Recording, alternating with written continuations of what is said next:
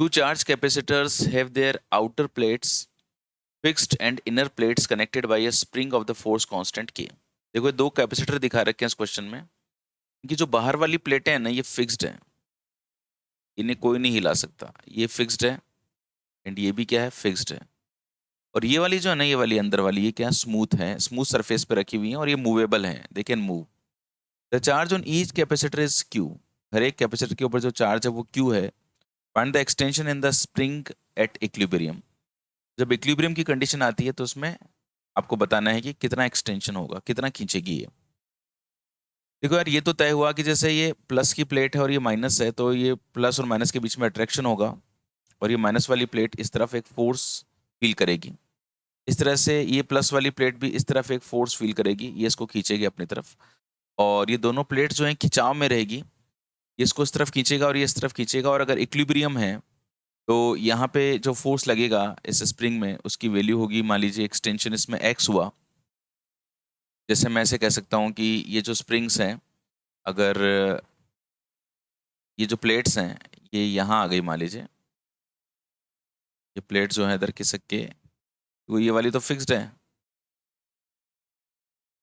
और ये इस तरफ आ गई, तो अब ये इसमें जो एक्सटेंशन हुआ है वो माना कितना हुआ है, x हुआ है। तो ये जो फोर्स लग रहा था इधर, और इधर जो स्प्रिंग के अंदर जो फोर्स लगेगा वो kx होगा। तो इक्विलिब्रियम के अंदर जो फोर्स है उसकी वैल्यू kx के बराबर हो जाएगी। ओके।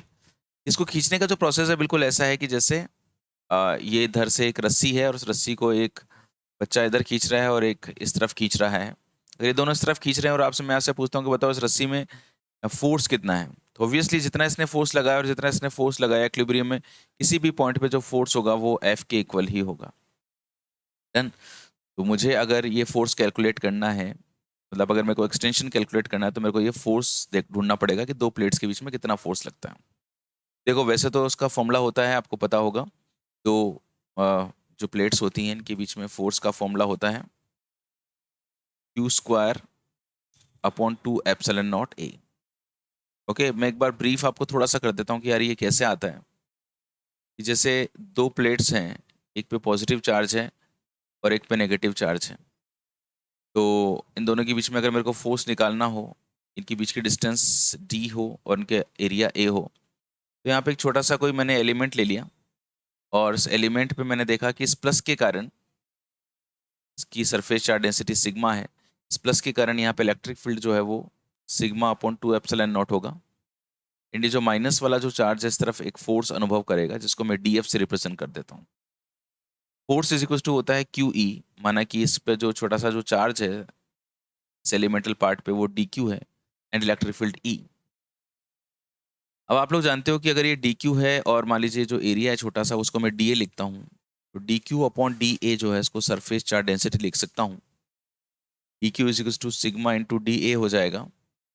तो this is sigma into dA and electric field is sigma upon 2ε0। इसके कारण sigma square upon 2ε0 and this is dA, this is dF। ये छोटे से इलाके dF के ऊपर फोर्स है गाइस। तो मेरे को कंप्लीट प्लेट के ऊपर फोर्स चाहिए हो तो मैं इसको इंटीग्रेट कर दूंगा एंड मुझे मिलेगा सिग्मा स्क्वायर अपॉन 2ε0 एंड ये टोटल एरिया। सिग्मा जो होता है वो सरफेस चार्ज डेंसिटी होती है, इसकी value charge per unit area होती है। तो Q² upon A², this is 2ε0 and this is A। तो प्लेट्स के बीच में जो फोर्स होता है इसका फॉर्मूला होता है Q² अपॉन 2ε0 है। माना हमेशा ये ध्यान भी रखना कि किन्हीं भी दो प्लेट्स अगर मैंने बनाई है आपके लिए, कोई से भी दो प्लेट्स बनाई हैं और उन प्लेट्स के बीच में मैं फोर्स का फॉर्मूला पूछता हूँ, तो ये फोर्स का फॉर्मूला होता है। सो गाइज, अगर ये फोर्स है और मुझे पूछा जा रहा है कि kx की वैल्यू क्या होगी, तो मैंने आपको बताया इधर फोर्स, इधर kx, F is equal to kx। F का वैल्यू मैंने आपको बताया Q² अपॉन 2ε0 A। K जो है इसका स्प्रिंग कांस्टेंट है और x एक्सटेंशन, एक्सटेंशन पूछा जा रहा है क्वेश्चन में, तो ये एक्सटेंशन का वैल्यू आ गया। ओके। अगर मैं ऑप्शंस देखता हूँ उसमें, तो correct option is first. Was really nice question जो आपको इक्विलिब्रियम के और फोर्स के बारे में इंफॉर्मेशन देता है। Thank you so much and God bless you. खूब मेहनत करो, आप जरूर सफल होगे।